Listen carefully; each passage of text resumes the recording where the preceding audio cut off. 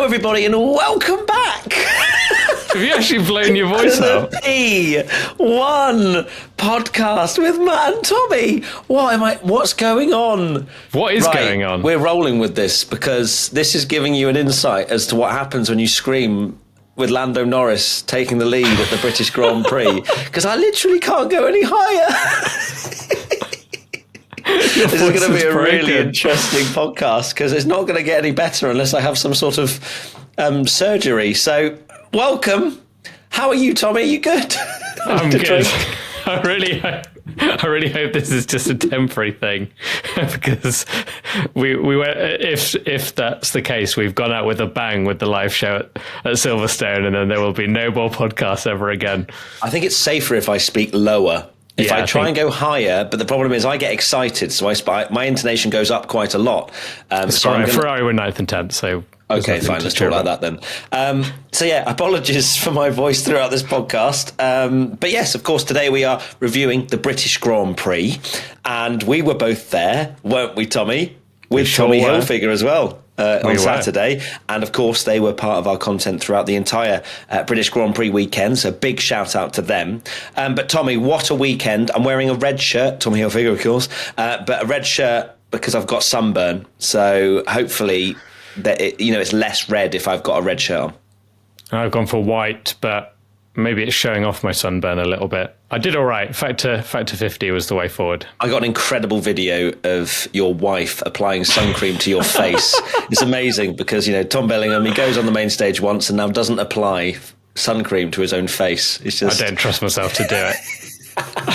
Anyway, let's dive into our 5-star review. This one comes in from Beachmum24 from the USA. If you want yours to be read out, please leave a review, a 5-star review. Let us know why you love this podcast. You can do it via Apple Podcasts, can't you, Tommy? You can leave a 5-star review on Spotify, but you can't actually say why. So yeah, maybe you do it over there. So this one's from Beachmum24. As a fairly new F1 fan, I've tried to check out all the podcasts I can on my new obsession.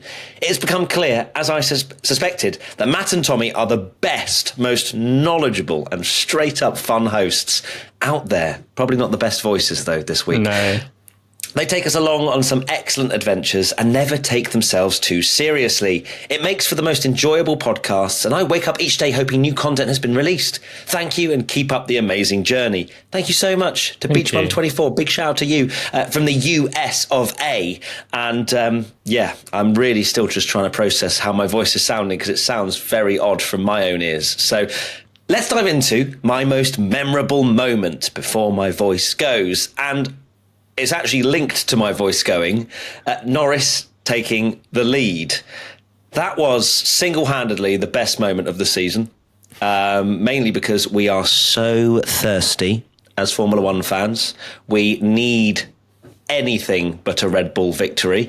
So when that happened, I literally screamed. Like, you were in front of me, Tommy, but of course, there was eruption everywhere. So I'm sure, I didn't burst your eardrum, but I think I burst my voice box doing it because as soon as that lap one was over, I tried to say something to someone and I was like, that sounds strained. And as you can tell. So yeah, I got very excited with Lando taking the lead because what a moment. It was absolutely incredible. I mean, Lando being on the front row anyway was incredibly cool. And then for him to lead the British Grand Prix was unbelievable. I mean, the start that both McLarens had was absolutely amazing. There was actually an interesting bit in the cool-down room where Lando said that Oscar probably would have led the race if there was maybe a longer run down to turn one, because he got an unbelievable start and nearly got Verstappen as well. But obviously we were, as we've said, at the British Grand Prix, and just the buzz of Lando taking the lead, the crowd cheering, Matt screaming and losing his voice. Yeah, it was unbelievable. Really, really exciting start to the race. And I guess one of the biggest surprises was that Max didn't get past straight away in the DRS. It took a few laps. No, our hope went through, not the floor, the ceiling, didn't it? Because Lando actually extended his lead to just over a second at the beginning of the race. And we were like, where has this come from? Are McLaren now the GOATs? Is Lando Norris going to win the champ? No, of course not. But we did have hope. It looked like there was a genuine race on our hands. And that noise, not only did we hear obviously around the entirety of the circuit, was there an eruption of cheering, but also watching it back on the highlights, you can just hear as Lando, obviously being followed by the F1 TV direction, as he goes past all the big places where there's grandstands, there was just another eruption of cheering, and it looked amazing to even watch as well, let alone be there. Yeah, it was unbelievable. What a story for the race. I think I can't remember what highlights I was watching where they mentioned it, but obviously they ran that chrome livery to kind of throw back to the era where McLaren were really good and fighting at the front, and boy did they do that.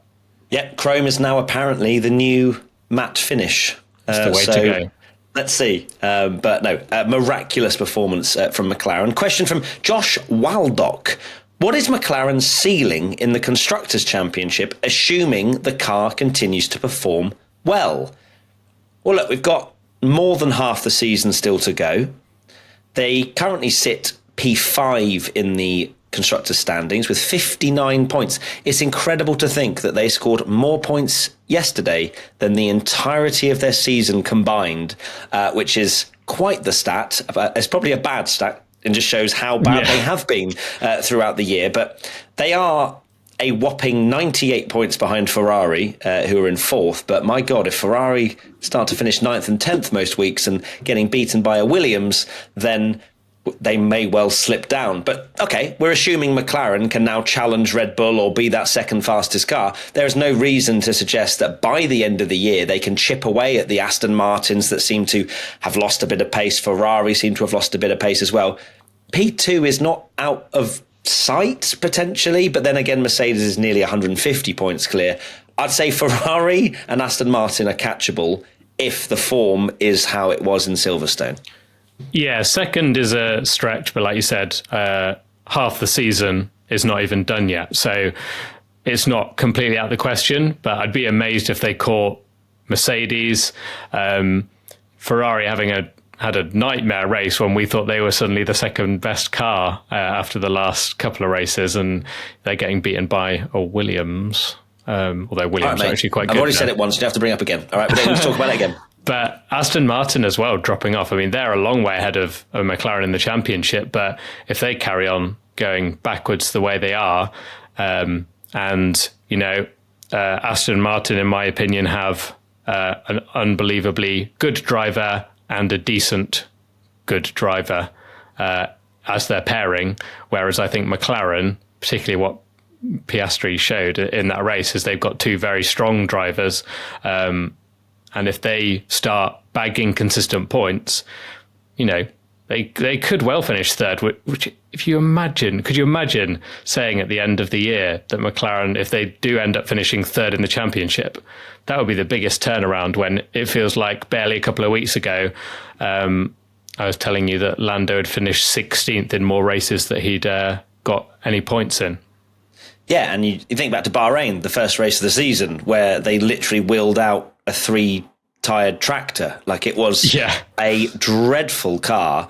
And then they were potentially challenging for the victory at the British Grand Prix. It's an amazing turnaround. Clearly, the upgrades they've brought are the right direction for that car. Not quite as fast as Red Bull, as we saw, but to thrust themselves ahead of Mercedes in that race as well was miraculous. So, I mean, Russell himself over team radio was saying he couldn't believe how quick the McLarens were on the hard tyres, for example, which is amazing. And of course, Hamilton in the cool-down room said that Lando's car was a rocket ship, which he loves to say that. Which it seems to be every car that ever beats him as a rocket ship. But no, it's amazing to see. The mad thing as well about the McLaren, and that we didn't see this at the end because there was a safety car, it bunched the pack up. We'll go, and we all thought it was the wrong strategy. Maybe it still was, but their car was so good that it didn't matter. But say the race had carried on to the end, we'd have probably seen the McLarens closer to the Red Bull than the gap between them and the kind of Ferraris, Aston Martins, and Mercedes. They were clear of those best of the rest behind Red Bull teams. Well, it was quite close with Mercedes. No, I don't feel like it was completely and utterly done and dusted. They had about a 10-second lead, I think, before the safety car, and the gap to Max was about 5 or 6 seconds. So it might have built up, but I think they were comfortably quicker than Mercedes. Yeah, they were looking like they were second and third after that. But I think Russell had a decent enough stint on that soft tyre at the beginning, and then obviously moved to the mediums, I think it was. And we don't know what would have happened after that safety car. I don't think McLaren would have got caught, but that gap may have come down. Mercedes weren't too far away. Aston Martin and Ferrari absolutely were, but Ferrari didn't help themselves. I'm sure we've got lots of questions about them a little bit later on. Question from Jensen 500-51500. Do you think Norris will move to a top team like Red Bull soon? One good race. No, I'm joking. He's obviously, we know how good Lando is. And I read that question and I was, we've kind of been saying, no, Red Bull, they have a perfect, 1 and 2 pairing at the moment, blah, blah, blah, blah, blah, blah, blah. But then I read that and I'm like, I don't think it's impossible. Because if Red Bull have to make this decision of, is our driver pairing good enough, because of the likes of McLaren, potentially Mercedes, etc., catching them up, what do they do? What do they do in that situation? Because, you've got Mercedes. They took a massive gamble, you'd have to say, signing George Russell, because George is a next upcoming superstar. Perhaps it's slightly different because they're thinking of the future and what happens after Hamilton retires. But if McLaren are 5-10 seconds behind and Perez is having a stinker every time, then it's going to be a completely different ball game. They're lucky for this year, as I keep saying. Well, not lucky. Verstappen's dominated and he can win both titles on his own. But if that changes into 2024, Red Bull have to start shopping, I think. If Perez doesn't pick up his game, he keeps saying, I'm going to bounce back in the next race, got to sort out our Saturdays. But it's been 5 in a row now. And I think if he leads himself into the summer break, having more and more problems, I don't see his seat being as safe as perhaps I thought it once was. Yeah, I mean, Lando to Red Bull is a thing that's been discussed a lot. What's crazy to me is that you asked this question before Austria, and we've said this many times, and it's not even a controversial opinion a couple of weeks ago or whatever, to say that Lando needs to leave McLaren because they're not performing. He's a very good driver. He's shown when McLaren was good how well he can do. And I think he would be, be able to win multiple races. Hamilton even said on the stage that he says Lando's a future world champion for sure, and things like that. So I think he is one of the best drivers in Formula One. But we've been saying so much recently, he needs to leave McLaren because they're not going anywhere. Now, after those 2 races, you go, well, actually, he's locked in at McLaren. He is McLaren through and through. He's the star of the team, if you like Verstappen is at Red Bull and like Hamilton was at Mercedes. Maybe it is the right thing to stay at McLaren, which is crazy to think about. And there is always that thing about, is going up against Max Verstappen in a Red Bull absolute career suicide? And it could well be, even someone like Lando. I mean, I think he would do better than Perez. I think he'd get the odd win here and there. But then, is he winning a title against him? I don't think so. And then that is the nature and the weird sport that is Formula One, that you do have to get. Sometimes it is pure luck that you end up with a good car and you're in the right place at the right time, and you have to balance whether you think, I'm never going to get a championship winning car, so actually no, I do want to go to Red Bull and get a few wins, and then maybe something comes out of that and then I've proved I'm a race winner and then I can move on. Or you stay at McLaren and hope they get good and hope Mika Häkkinen is right and they're going to be better than Red Bull in a couple of months. Yeah, you make a valid point. I think I answered it from a Red Bull perspective, that question from Jensen. But then if you do it from a Lando Norris perspective, as you say, Is it better to have a team around you and you be the number one? Absolutely, especially if they're going in the right direction. Now, we might well be jumping the gun here. I said it at the end of qualifying, are they back? Blah, blah, blah. Can you again, after Silverstone, officially confirm that they are back and they can start catching Ferrari and Aston Martin? By the trend of this season, I would say no, just purely because of the fact that we've seen Fernando Alonso very briefly lead a race in Saudi Arabia and things like that. And now look at where Aston Martin are. So the sort of trend of who is that second fastest team has changed throughout the year, which is why we constantly talk about, my God, what would happen if Red Bull didn't exist? Well, look, this is what happens. We said it when Mercedes were dominating as well. What would it be like if Mercedes didn't exist, et cetera, et cetera. So we'll have to wait and see. Of course, the next race is Hungary. Is that correct? I believe so, yes. In a couple of weeks' time. And that will be, I think that will be a completely different race altogether again. That's where Fernando Alonso has been hyping up his chances a bit more on Aston Martin because it's a different characteristic of track altogether. As McLaren fans, I would say enjoy this weekend, but let's not start printing out the Lando Norris race winner posters just yet, just purely because I know what it's like as a Ferrari fan to think you might win something and not. On that whole thing about Verstappen, if Verstappen wasn't there, I will just touch on that because I put a tweet out about it. We do say it a lot, and it is quite funny because someone got a few replies being like, "Why do you hate Max Verstappen?" when my profile picture is a picture of me in a Max Verstappen cape with my daughter in a Max Verstappen onesie. So clearly, did you see my reply to that tweet as well? Yeah. I just said, "Tommy supports Verstappen, you melon." Exactly. So, it's not a hater thing. Like Formula One has always had dominant eras, but it is so funny that the battle for the lead, that just shows that the battle for the lead is everything and winning the race. And you can get excited over other things, and we do, but it is never quite the same as the lead, because I could not think about that race just thinking, if Verstappen's not in this, that race was decent. It wasn't amazing. It was like, all right. If Verstappen's not in that race, you're having Lando Norris and Lewis Hamilton battling for the lead of the British Grand Prix. Two generations of British drivers. And that would literally go down in history. It would be hyped up as like one of the greatest races ever, like those two British drivers battling for the win of the British Grand Prix, and those moments where they're going side by side, it would have been unbelievable. But I also think as well, I also think that incredible battle that we saw would have been a slight different one had it been for the lead as well, with Lando and Lewis. Of course, Lewis having a slight nose in at times and things like that. I wonder if there would have been a slight more aggression, knowing that was for his first win since 2021 Saudi Arabia and that sort of stuff. So, yeah, fascinating to think about. That's what we do as Formula One fans. We try and think of a more perfect scenario than perhaps what we currently have. But on that, to kind of chat about Lando and whatnot, I want to briefly speak about was it lap 5, lap 6, where he lost the lead?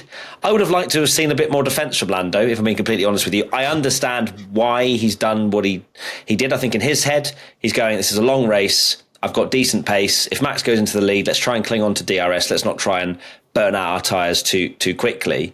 But on the flip side of that, Max, after the race, said something interesting around the fact that his mediums were overheating following Lando, and he's really glad to get through so that he could then start to sort of control the race a bit more.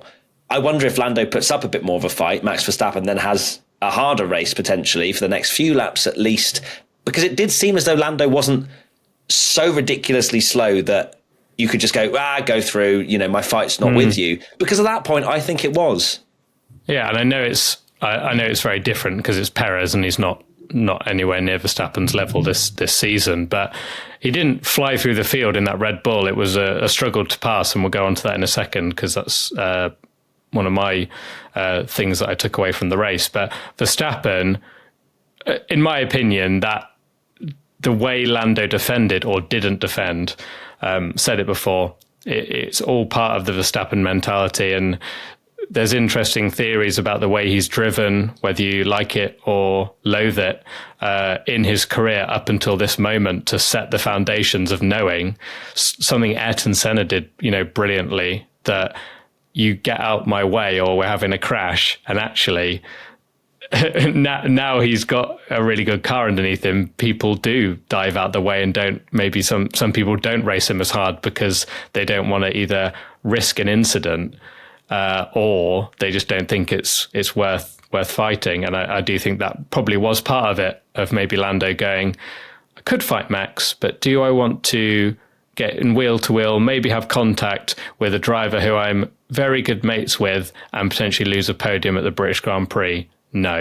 Yeah, it was the long game, wasn't it, I suppose, because we know that Lando can defend. There's no question about that because of the way in which he defended against Lewis Hamilton. So there was an active decision there for Lando to not defend, which I imagine would probably have been agreed on pre-race with the discussions with the team. So I just found it interesting because it is fascinating, especially when in those first it? few laps it was you were thinking, Lando's got decent pace here, and he is in with the fight for the lead. But yeah, interesting stuff. Tommy, let's now go to your most memorable moment.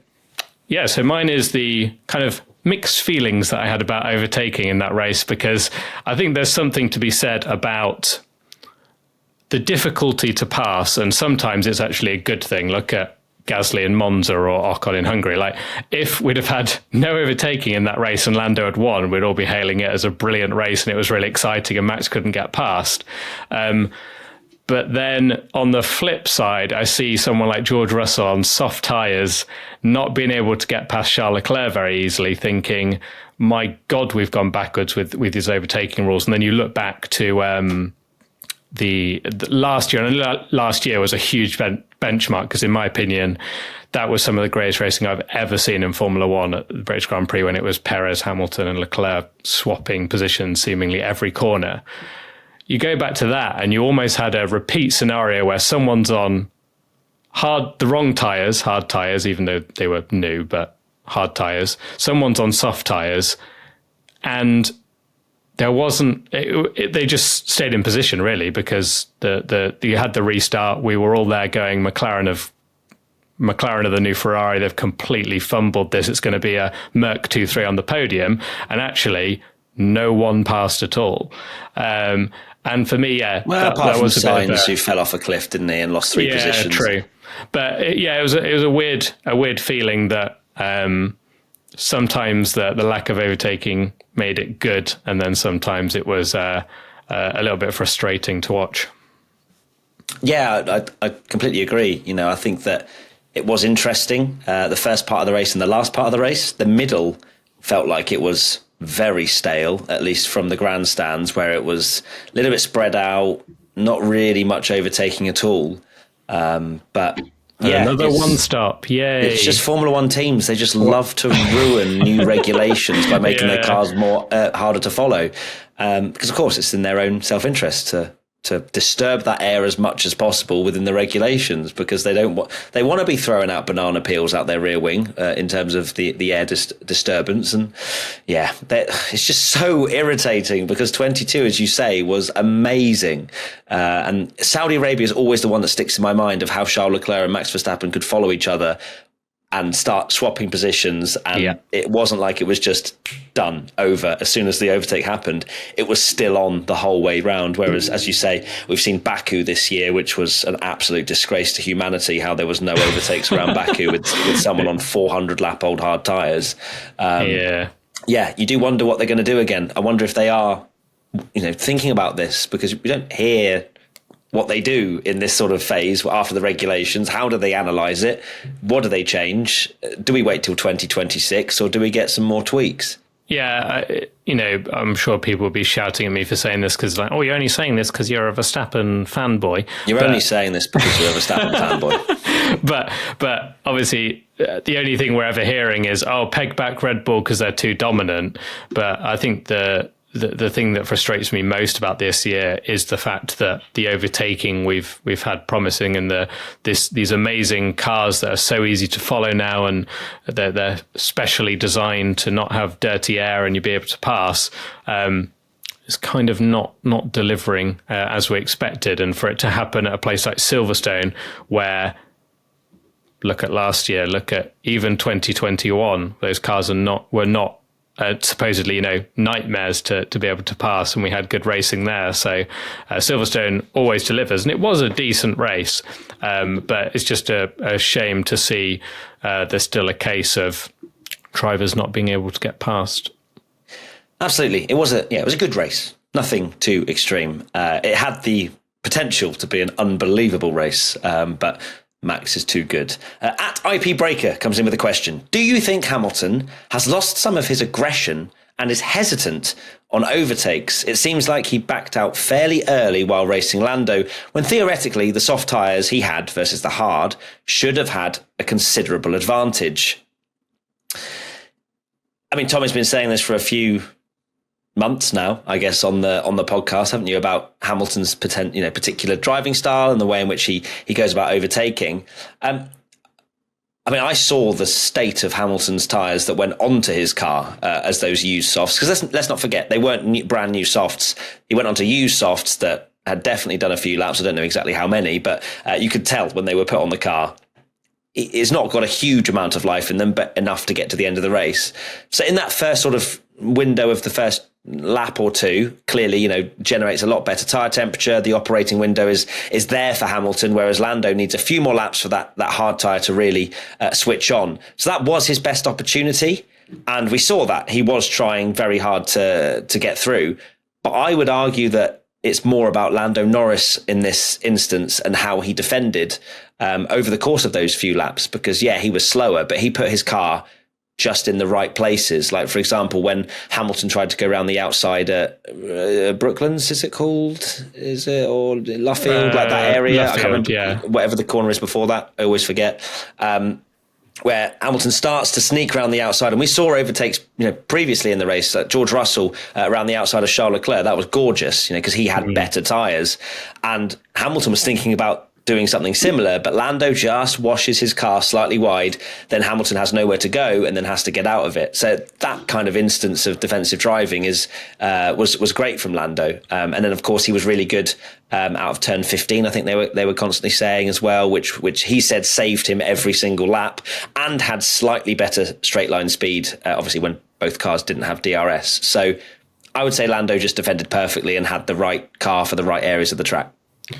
Yeah, definitely. I mean, this question, it's something you mentioned that I've said this a few times, and people are quick to criticize and say, oh, it's like you hating on Hamilton or something along those lines. And it's not even a criticism, because, I think in terms of aggression when you're overtaking, that is something that you have to analyze risk and reward, and you don't always just have to be aggressive on every single thing. It's not a criticism to say that Hamilton sometimes backs out of moves, because he does, but it's all a calculated decision, because, you made an interesting point that Verstappen is not in the race. That's Hamilton's first win since Saudi 2021, and he probably is throwing up the inside.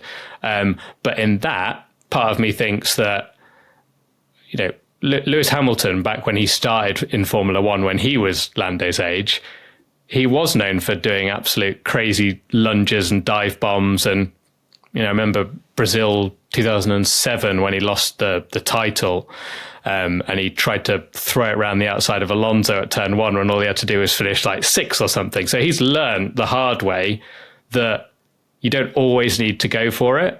And that's part of why he's a 7-time champion, because it's managing the risk versus reward. And he gave it a good go, and he obviously had a decent tyre advantage. But can you imagine, and this is part of the decision making of going, I could finish third or I could finish second, but also run the risk of taking Lando and myself out of the British Grand Prix when we're both on for a 2-3 British podium.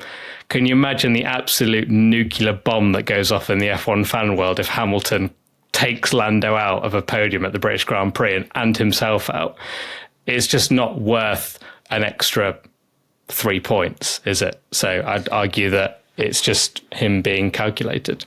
Yeah, Hamilton, is very much probably one of the most calculated drivers when it comes to that. He's not going to throw one unless it's almost a certainty. But that's what's allowed Hamilton to win so many titles. And as you say, sometimes it is a slight criticism because we see the opportunity there and we trust in Hamilton's talent. We as fans want to watch that kind of racing. We're like, come on, but he thinks about, and rightfully, not the entertainment, the championship and how many points he's getting and what's gonna, the outcome of what it's going to be.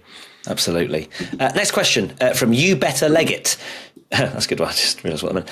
Do you think That's if me McLaren... after saying anything bad about Hamilton. Yeah, you better. They're coming. Do you think if McLaren had put Oscar on softs, he'd have been on the podium? Obviously, they couldn't have known at the time, but with the speed of the McLaren and Lewis's tyre wear, could he have gotten it over the line sooner on softs? I feel so bad for him. Very unlucky. Yeah, it's an interesting one, isn't it? Because when we first saw it, we all were like, as you say, Ferrari, McLaren, shake the hands. They both think that hard tyres are great at Silverstone. I don't think it was actually that big of a difference between whacking on new softs and going for the new hards. I think it just looked worse at the start of that restart because of the fact those hard tyres don't switch on immediately. But we saw, as that stint went on, that Lando was matching Max's pace, if not just eking away a tiny bit at that lead. So those hard tyres in the last 5, 6, 7 laps were definitely the tyre to be on, I would say. Whereas the beginning, as a Formula One fan and wanting to see entertainment of fighting at the front, of course, we would have loved to have seen Lando and Oscar on the soft tyres. And I think the decision there that perhaps was made by Zak Brown himself, by the sounds of it, was we're in a very good position here. Do we, one, go for the win, but potentially throw away a podium by going on to soft tyres that we're not sure are going to have the speed all the way to the end? Or do we whack on new hards, trust in our two drivers to defend like crazy in the first few laps, but know that later down the line and in the last few laps, it'll pay dividends and they'll actually do all right? I think it's disappointing because I would love to, as I say, love to have seen them on softs, but it wasn't as bad of a decision as everyone thought come the end of the race. Do I think Oscar could have got a podium? No. I don't think that the used softs would have been that much different than him going on the hards. I know Lando was quite vocal about wanting the soft tyres, but I think that was again through the frustration of those first few laps of perhaps losing that position to Hamilton. But he would have got Hamilton back, in my opinion, had Lewis got through, because Lewis was reasonably slow towards the end of the race. Yeah, it was just really hard to overtake. I think if Piastri was on soft tyres, the same as Lewis, he might have joined in with that fight. Maybe he'd have gone for something when Hamilton tried the move on Lando, then backed out, and then that gives Oscar a chance to maybe go for it. And it would have been fascinating because very different, again, when we're talking about how Hamilton calculates his move. If he's defending from Piastri for a podium, he's going to absolutely want to be on the podium at the British Grand Prix. And so he's going to defend everything on Oscar, and then Oscar's going to desperately want his first podium. So I think it would have been, we would have seen a battle between Hamilton and Piastri, because I think the McLaren was the better car, and Oscar would have done everything in his power to to go for it. Maybe that was the right way to just go with Piastri rather than risk with Lando, but it is all hindsight. With these things, we were all roasting them. The softs did work, and then Piastri was on softs. Hamilton got through on Norris, so did Piastri. And Lando loses the podium. We have exactly, and we have another Leclerc. Why have they put the wrong tyres on situation? And why are they favouring Oscar over Lando? It all comes down to just a bit of hindsight, really, doesn't it? It does, but I don't think it was categorically one way or the other, as much as, Lando suggests that perhaps he did want the softs because he probably wanted to go on the attack rather than be on the defensive. Next question from Jordan_DeRose. Is Oscar Piastri pushing for a resurgence following this performance after such a shaky start to the season? Now, I think that is incredibly unfair, to be honest with you, for Piastri. McLaren have been pretty shocking, I would say, at the beginning of the year. But he scored points in Australia. and of course has now scored points in Great Britain. And these other performances, he may have had a couple of races, but let's not forget he's a rookie. And also the thing I measure him on is always how far away is he from Lando Norris. And there might have been the odd race where he's had a bit of a stinker, but overall his performance relative to Lando has been nothing that anyone can really criticise, in my opinion, especially with the fact that Lando Norris is deemed one of the best drivers on the grid. So no, I don't think he's had a shaky start to the season. I said at the beginning in the predictions that Oscarpiastri, I think I said, would be the biggest good surprise of the season. Yeah. And I said that it might take a little while for him to pick up, just like Lando Norris did when he first joined Formula One. Lando wasn't some sensation that was dive bombing everywhere and making his way through the field. No, he was quite tentative. And he was behind Sainz, who some people now don't even rate. So exactly. It takes time. Yeah. But I think Piastri now, from having time to learn, has now shown everyone just what he is as a driver. Yeah, he's just been waiting for that big breakthrough result. I think it's incredibly harsh to say he's had a bad season. I actually look back at the results, and this just shows how one good race changes the perception of everything. Because if you actually look at the results and the big criticism, you look at the Daniel Ricciardo against Lando, and Lando's finishing 6th and 7th, and Daniel Ricciardo's finishing 13th and 15th, and was having an absolute nightmare. Oscar versus Lando, Lando finishes 6th, Oscar's 8th. Lando finishes 9th, Oscar's 11th. Lando's 17th, Oscar's 19th. Monaco's 1 place behind. Canada is 2 places behind. He's there already, even from the start of the season. And it's funny that when Lando finishes 9th and Oscar finishes 11th, you go, Oscar Piastri's having a bit of a crap season. He's not got a point. But he finishes 2 places behind Lando when Lando's 2nd, and he's just missed out on a podium. He's 4th. He's had the best result of his career, and everyone's thinking he's the best rookie we've seen in years. So it just shows that you just need, it is a lot about the car as well.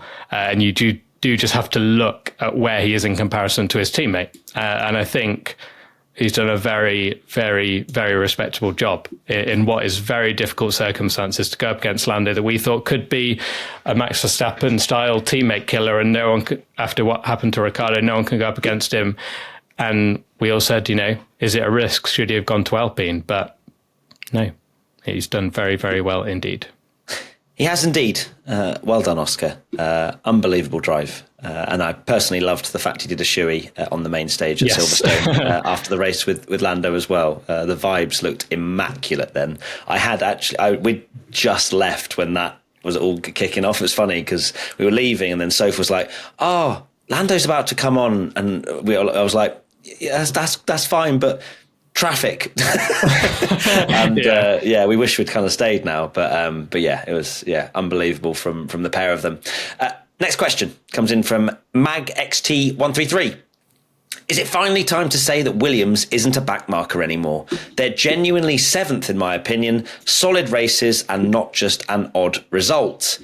Yes, I think that's very fair to say, because not only is Albon performing, but Logan Sargent, best performance. Come on, Logie. You dare get in the bin, all right? Everyone thinks that, just because you've done a TikTok, or when will Logan Sargent be world champion?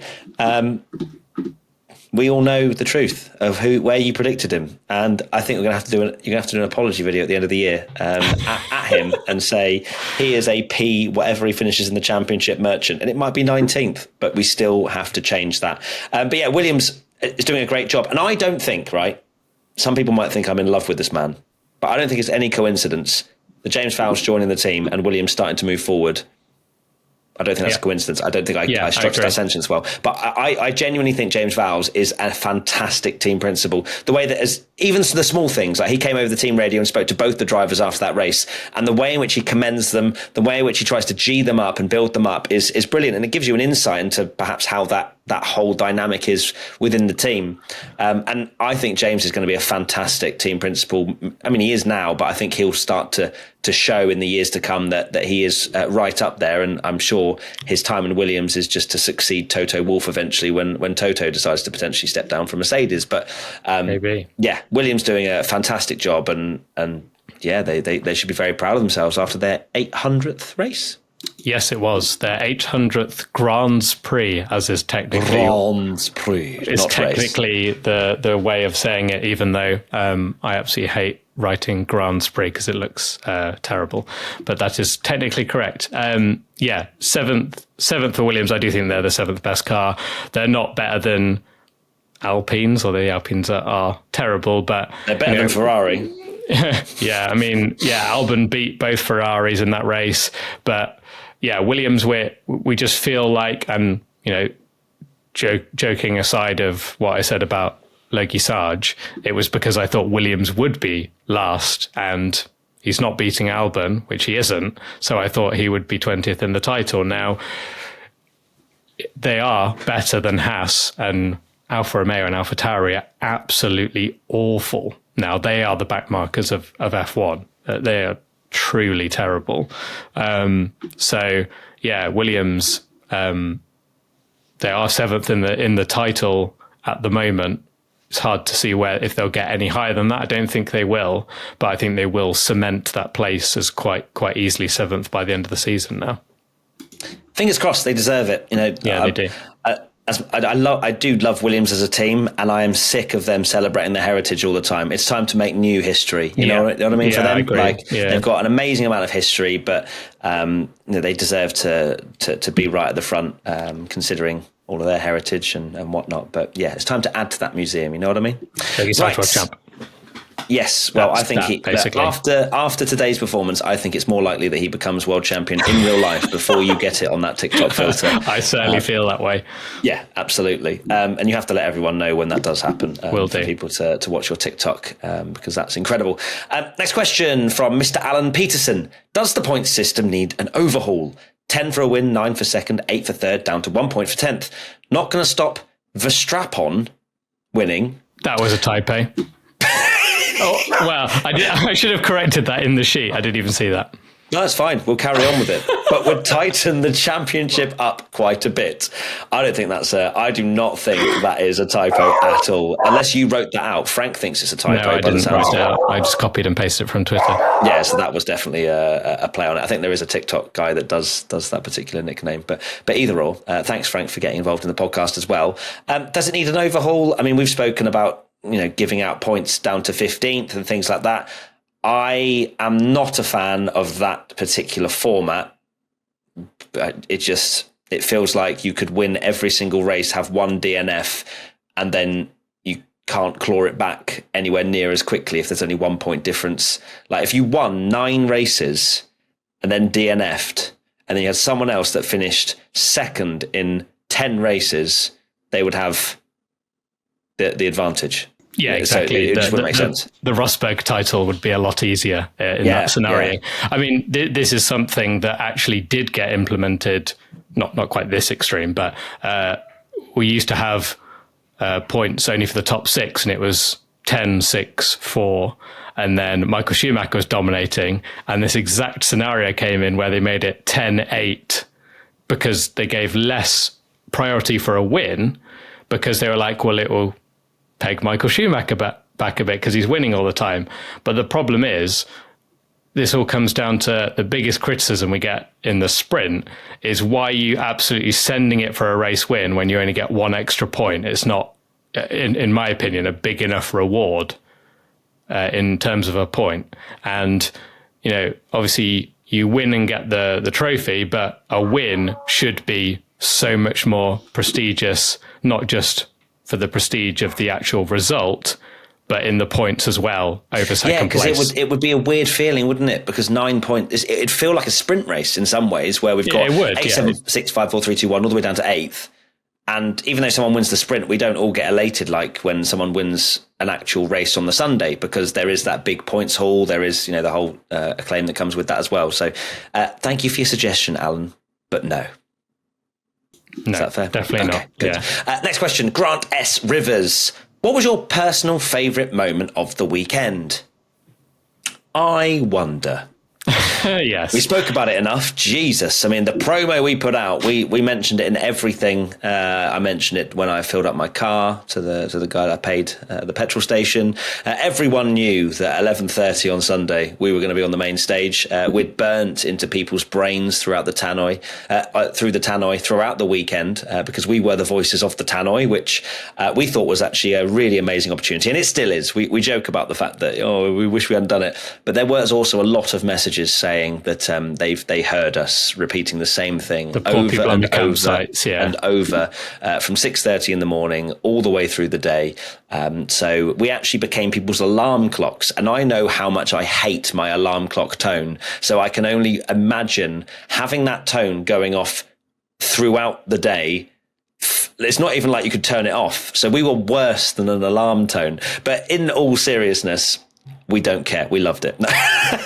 It was so surreal to turn up to the track on the Thursday evening to go and watch Calvin Harris, and finding a parking space and hearing my stupid voice coming through as I'd open my window. I was like, that is so weird.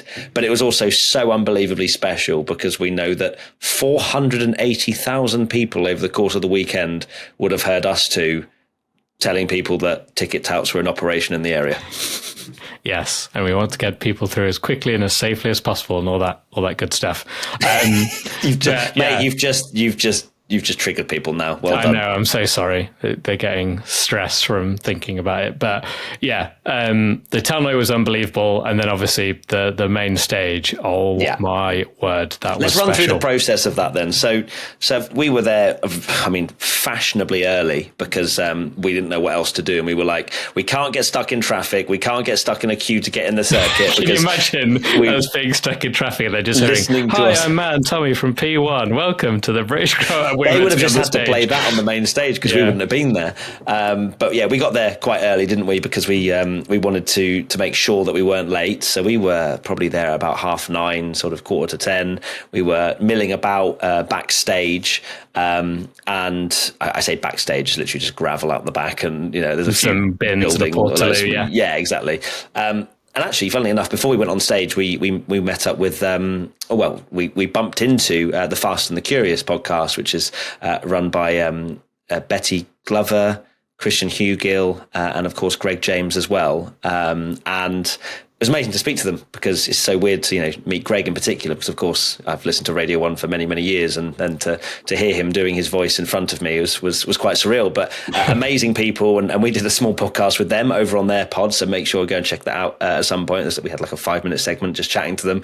It was quite funny. It was like a run and gun thing, wasn't it, with just some like handles and mics, and we just spoke for 5-10 minutes. So that was really cool. But then it got to about 11:15, didn't we? And we went up the ramp out the back and started to sort of pace around backstage. You peered out the front to see how many people were there, approximately 15 times, just purely because we both wanted to know, didn't we, how many people were actually going to turn up. We were convinced there was only going to be about 50 people maybe, or something. Yeah, we did. I kept looking around, and I just had no idea. And then we heard a few cheers for the it was the British Army guys on before us doing some esports thing on some sims, and then when we went out, oh my word, it was deceiving as well, because the way in which we were seeing it, we were the back left of the stage, and we looked out, and on the right, as you look at the stage, it'll be on the left, but as we looked at it, it was on the right. That was probably the emptiest part, just purely because people don't tend to shift that way, because you've muted the shift that way. Because if you want to talk, Tommy, you have to unmute your mic. I know, we've only been doing it for 7 years. I can try and lip sync. I do know you that well. But what did you want to say? I was saying, to the left of the stage, our right, there's just a fence there where the track is. Yeah, so people would have to shift all that way. So we came out, and I saw that, and I was like, it's going to be fine. And then we just looked into this sea of people, and I was like, But the thing was, and similar to the live show, as soon as people showed their love and cheered, I was calm as anything. I didn't feel one bit of nerves. And It was the most special experience I've ever felt. It genuinely felt like we were a music act on stage, because there was people around the fence and they were all waving or got their phones out. And I was like, who are you possibly recording on this stage that is going to be worthy of your megabytes on your phone? Because it was just us two plebs talking about Formula One. But it was something I will treasure and cherish for the rest of my life. Yeah, I spent a lot of student money on a music degree, and sadly never made it as a rock star. And this was the closest I'll ever get, and actually surpassed it, because I get to talk about Formula One and do it, which is amazing. And yeah, I'm sure a lot of you will have seen the video we posted on social, but we did the whole thing. And then there's a walkway in the middle, and I was just like, can we go down here? Let's do it. And then everyone cheered. It was so cool. It was so cool going down to the middle ramp and then you're like right in amongst it. And like you say, the where it is to the left, I think it is as well, because we knew we were on not too long before the race. It was still quite a way, but obviously we know what general admission's like. And it was 3.5 hours before the race, that we started. General admission is crazy. So we appreciate so much people, coming down when it's still not long to go and you need to find your seats and everything and get your food and whatever. So it was crazy the amount of people there. And yeah, we took the video and the cheers, and I did not expect, I thought we'd have a fairly decent turn. I didn't know how it was going to be, but I didn't think we'd have been able to do what we did at the live show, which was get people to cheer P1 and it sound really loud and exciting. And oh my God, it was unbelievable. Like that cheer of people shouting P1 podcast, I was like, this is the peak of my working life right here, this very moment. It was mad. And if it wasn't for Grace being born, the peak of your life, full stop, probably. Yes. You won't tell Katie about the wedding. But yes, to be fair, you did have a Formula One car at your wedding. So yes, I'm sure there's lots of things that are top. But yes, it was sensational. Can't believe any of that was real, to be honest with you. And I just want to thank every single person that came to that stage show or just came and said hello. A lot of people waited for us after we came out, and we had pictures and stuff with people, which again was just so surreal. And unbelievable. Let's now move on to our biggest winner, whether that's driver or team. I think McLaren. It's quite clear, McLaren. Yeah. But I'm actually going to more specifically say Oscarpiastri for this, because I think he has won the hearts of many, many people. There was an amazing video of people chanting Oscarpiastri's name, because it did feel like it was Lando Norris's team and Oscar's just joined as this little rookie. I know. And blah, blah, blah. And he's so innocent, he's so humble, he's so nice. But now he's shown he has got the tenacity to fight right at the front, and to have the minerals that he had at the British Grand Prix to start third, where, I think 99% of us would have been like wobbling on the start grid. To get the best start of the three was amazing in itself. And then to stay with them, considering his race pace had maybe been a few tenths off Lando, I'd say on average per lap over the season, to kind of eradicate that completely and be like, nope, I'm in the fight for the win here, was sensational to see. Yeah, Oscarpiastri is brilliant. And I don't think you went to the track on Thursday, so I think you might have missed this. But when they have the bit along the pit straight with the Sky Sports show, and they do the F1 show on the straight, Oscarpiastri came out first before Lando, and there were cheers and stuff. And he has less self-confidence than me, and this guy's won everything in all motorsport and stuff, and is such a good driver, but he just doesn't. He's even more extreme than Charles Leclerc, isn't he, with this whole beating himself up about things and stuff. And he was there like, oh, sorry, it's the wrong McLaren driver and stuff like this. And from there on, I was like, I really hope he does well this weekend. And you're right. And then fast forward to the final day on Sunday, and he's there chugging a shoey, everyone shouting his name. Love it. So yeah, definitely McLaren. Lando obviously gets the plaudits for the podium, but Oscar was brilliant as well. So hard to pick between them two. McLaren, my God, in terms of biggest winner, it's probably biggest winner of the season, because get your more than your entire season's points haul halfway through the season in one race is unbelievable. Miraculous. Now we go to biggest loser. It's going to have to be Alpine, I think, who had that clash with Stroll, with Gasly, which ruined his race, and then Ocon had to retire due to a potential hydraulic issue or something like that. So an absolute stinker of a weekend for Alpine. I think in a very close second is AlphaTauri, that are showing absolutely no promise whatsoever. And then third, if we're doing a podium, is Ferrari. Yeah. I mean, it's just disgusting to start fourth and fifth and finish ninth and 10th. It's funny actually, because my mate Jamie, who came along with us and sat with us in the grandstands, he said after the first pit stops they're going to finish ninth and 10th, and lo and behold they finished ninth and 10th. So I hit him on the arm. So you want to come do our predictions because he's better than us? Yeah, I mean, well, no, not if it's going to predict Ferrari being bad, then absolutely not. But I just found that quite funny. So big shout out, Jamie. Well done. Yeah, biggest I would actually argue biggest loser is Ferrari, just because that's a shocking amount of points. They screwed up the strategy. That's a big haul of 3, mate. I don't know what you're on about. That is finishing a huge haul of 3 points.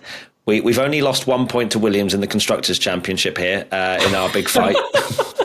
It's 1997 suddenly, and it's Williams versus Ferrari. Speaking on that, Albon went on the stage after the race and didn't know how many points for 8th was.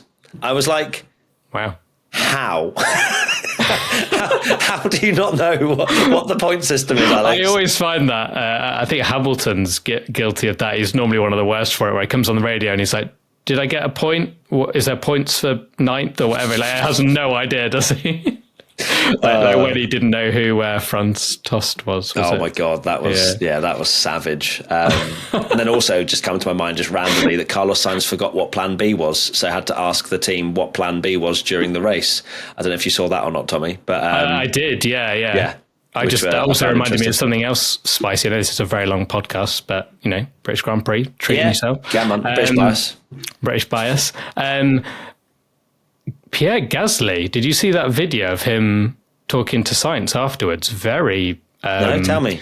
Very...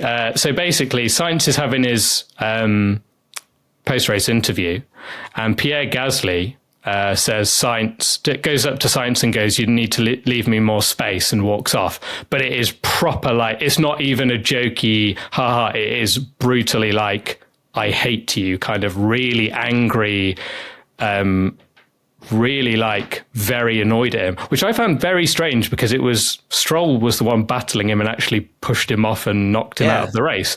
So why he's going after Sainz, I don't really understand, but it was really, he was absolutely irate at Sainz, and it was a really like very angry, no form of joke whatsoever in his voice, like really savage comment to Sainz. So yeah, really brutal.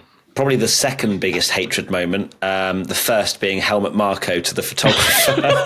Yeah. I've watched that video about 100 times. It is like watching a Bond villain deciding that man will no longer live after today. Like, it was ridiculous. If you haven't seen it, look it up. It's Helmut Marko just basically barging and trying to find space. Did you feel like it was funny, though, that you could see in his face in a very weird way he was kind of enjoying it? Like, he was like I'm going to push you back. Yeah, and he was basically just trying to ruin the guy's photo every time he tried to take a picture. Like, it was just crazy. But yeah, please watch that if you haven't already, because that was amazing. Right, let's now move to what our predictions were, which we made on Wednesday. So my biggest good surprise was Esteban Ocon. Clearly the universe thought I said biggest flop again, because that was a stinker. There's a fly that's just decided to join the P1 pod. But that's fine. Oh, no, you're going to go for it, are you? You're going to try and do a Lando and just punch it. But I went for Ocon, no points, and over to you, Tommy. There's a fly. I've gone for Lewis Hamilton, which I'm absolutely taking, because I cannot believe this came true. Because I even said to you, didn't I, halfway through the race, that I think I said it on the stage, that there's no way Lewis Hamilton has a boring, normal result at Silverstone and just finishes 7th, and it looked exactly like that was going to happen. That man is just not allowed to have a bad result at Silverstone. It's illegal. And then sure enough, very fortunate safety car, perfect for him, and ends up with a podium. And it's mad. I think he's got 14 podiums at Silverstone in 17 races. That is insane. That is insane. Let's see in 15 years if Max Verstappen has broken everything and he's won everything from here. You can't win everything, right? Yeah, you can't win. There's now got a biggest flop. Okay, we'll give you the point for that, by the way, Tommy. Well done. Okay. Biggest flop. We both went for Verstappen. Now, look, we can barter here. We can work with each other because essentially we are each other's referees. He lost the lead on merit at the beginning, so it wasn't a Verstappen clean sweep in terms of leading every lap. So therefore, terrible performance. Biggest flop. So you kind of suggesting he had a slight problem while leading and lost the lead at the start, right? Absolutely no, 0 points. I'm sorry. Even I can't. I love how you've literally put one down on the sheet. You literally thought we were giving each other points then. I thought I was going to get it. No, I mean, not that it matters because we're just even each other out one way or another. Now we go to pole position. Now this is an interesting chat. This is a very interesting chat. No, because I'm going to announce it right now, Tommy. Okay. So I put pole position Lando Norris, and I asked a question, which was, does Matt deserve half a point for his Lando Norris pole position prediction? Right. So I split it up to yes, no, and full point. As of right now, yes has 49.9% of the vote. And no has 50.1%. Out of 9,000 votes, wow. 0.1% over. I'm so glad I set those Twitter bots up. So it's annoying because I was trying to basically, convince you that I deserved half a point because, I mean, I would have broken the internet if Lando Norris had got pole position. That would have been unbelievable, to be fair. Can we at least, I know I'm not going to get any points, but can we at least hype up the fact that I was somehow nearly plucked that out of thin air? Yeah, that was a fair play to you. That was a great prediction. And look, we were one Verstappen mistake in sector 3 away from it as well because he was down. That would have been such a big clip. But either way, we now go to yours, which was Verstappen. Boring. Back to the easy point. 1 point. Like I put on Twitter, don't hate the player, hate the game. Yeah, no, I hate the player drastically. We now go to our top three. Well, top three. In third, I went for Lando Norris. I can't believe that was wrong, but in the wrong direction, which is absolutely disgraceful. You went for? Sainz, awful. Nope. Yeah, nowhere Second, I went for Verstappen because, we thought flop, but nope. I went for Perez, nope. Oh dear. And then I went for Perez victory, and it was a nope. And you went for? A Hamilton victory, so nope. So Absolutely. No points for any Shocking. of our predictions. I mean, we did go for something crazy, although we only would have got one, which would have been Verstappen winning, let's be honest here. And maybe true. Hamilton third. I mean, that was feasible. And finally, one crazy prediction. I went for red flag in the race, and that did not happen because Silverstone did a great job of stopping Just Stop Oil getting on the track, which I imagine would have happened at some point, which we haven't heard about, but they were talking about it a lot on the run-up to the weekend. But well done, Silverstone, for increasing the security and allowing the race to safely go ahead. Yeah, no red flag. I went for Max Verstappen will have a problem while leading. Don't you dare say that. He was technically leading. Don't you dare. Maybe I need to get a Twitter poll going now. That's absolutely disgusting. It's too late, isn't it? It's too late. You should have done it before. Should have thought about it. Max will have a problem while leading. Yeah, okay. I won't take the point because actually I now just realised you're leading. The 2 points puts us, I think, exactly level because I lost that science point. Well done, mate. Well done. So I gave you a chance. Michael Massey 2021 idea of basically just points as making it as close as possible by, going for the obvious victor. Well done. Yeah. Interesting because because my competitive spirit will take over making entertaining videos and podcasts. I will now be going for Verstappen everything. So well done, Tommy. You've ruined P1 with Matt and Tommy. We will be liquidating by the end of the year.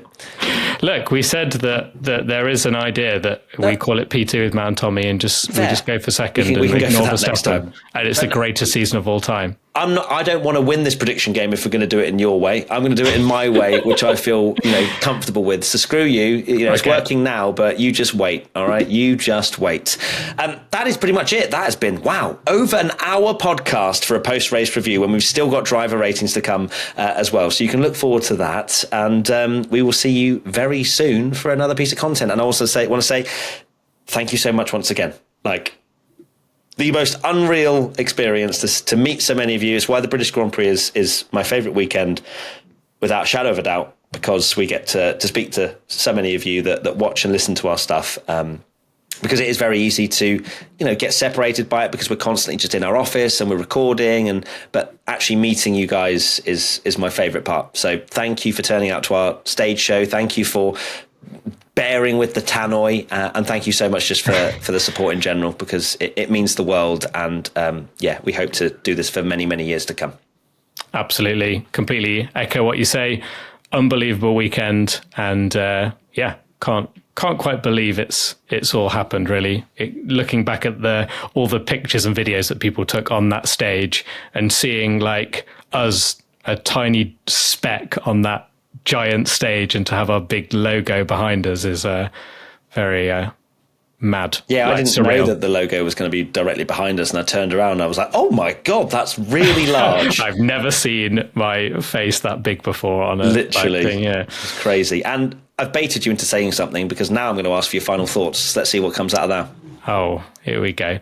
My final thoughts are, I can't believe we have done over an hour podcast when I have probably spoken more in my entire life this weekend than I ever have, because we did a stream on Friday, the podcast, then the other podcast, then the live show, then the race, then we did another little talk on like a hospitality stage, and yet we've still managed to talk another hour 5 of waffle. It's a good job we love this sport so much. It's a miracle. The first 5 minutes of this intro. Do you remember how my voice sounded? So true. And it's actually a miracle that I'm the one that hasn't lost my voice as well after speaking this much over the weekend.